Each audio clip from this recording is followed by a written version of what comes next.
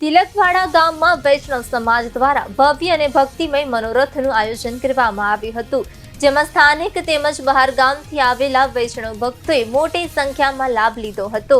આ ધાર્મિક પ્રસંગે ઠાકોરજીની વિશેષ સેવા પૂજા, મંગલ આરતી, ભજન કીર્તન સહિત વિવિધ કાર્યક્રમોનું સુંદર આયોજન કરવામાં આવ્યું હતું। વહેલી સવારથી જ ગામમાં ભક્તિ અને ઉત્સાહનો માહોલ જોવા મળ્યો હતો। મનોરથ દરમિયાન ઠાકોરજીને ભવ્ય શણગાર અર્પણ કરવામાં આવ્યો હતો। ફૂલોના આકર્ષક સજાવટ અને આધ્યાત્મિક વાતાવરણ વચ્ચે ભક્તોએ ભાવભીના દર્શન કર્યા હતા।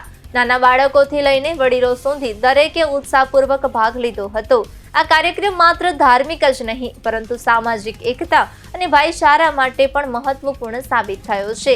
વર્ષો બાદ પોતાના વતન સાથે જોડાવવાનો અવસર મળતા બહાર ગામના વૈષ્ણવ પરિવારોમાં વિશેષ આનંદ જોવા મળ્યો હતો। સ્થાનિક આગેવાનોના જણાવ્યા મુજબ આવા કાર્યક્રમો સમાજને એક સૂત્રમાં બાંધવા અને નવી પેઢીને સંસ્કૃતિ સાથે જોડવા માટે મહત્વપૂર્ણ છે। તિલકવાડાના આ મનોરથ ભક્તિ અને સંસ્કારનું ઉત્તમ ઉદાહરણ બની રહ્યો છે।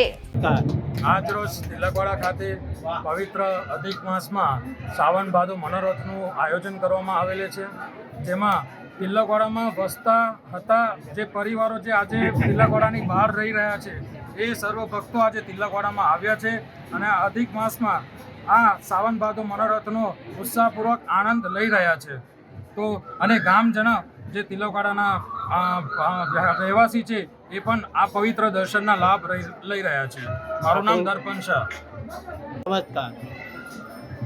આજ રોજ પવિત્ર અધિક માસની શરૂઆત થયેલી છે, તેમાં 14ના નિમિત્તે પ્રભુને અત્યંત પ્રિય એવા પુરુષોત્તમ મહિનો, જેમાં તિલકવાડા દ્વારકાધીશ મંદિરમાં શ્રાવણ ભાદો મનોરથનું એક વિશિષ્ટ આયોજન થયેલું છે, જેમાં તિલકવાડાની પિતૃ અને ધર્મપ્રેમી પ્રજા આજે આ વિશિષ્ટ મનોરથમાં ભાગ લેવા માટે પધારેલ છે।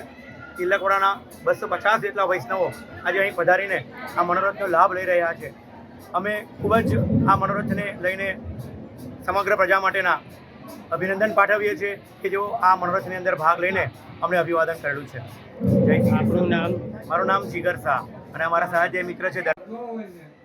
આજ રોજ તિલકવાડા મુકામે દ્વારકાધીશ મંદિરમાં તારીખ 30/5/26ના રોજ અધિક માસ નિમિત્તે સાવન ભાદો મનોરથનું આયોજન કરવામાં આવ્યું હતું અને તિલકવાડામાં વૈષ્ણવ જે વડોદરામાં વસ્યા છે અને તિલકવાડામાં જે છે એ લોકોએ ભાવ વિભોર થઈ અને આજના મનોરથને માન્યો છે। પ્રભુને એક જ પ્રાર્થના કે હંમેશા અમે તારા ચરણમાં રહીએ અને તારા આશીર્વાદ અમે મેળવીએ। ખરેખર તિલકવાડાની પ્રજા એટલી નસીબદાર છે કે તિલકવાડામાં લક એ શબ્દ લખેલું છે અને નર્મદા નદી, પવિત્ર નદીના કિનારે વસેલું આ ગામ અને ખરેખર ધર્મપ્રેમીના લીધે જ આજનો મનોરથ જબરજસ્ત સફળ થયો છે।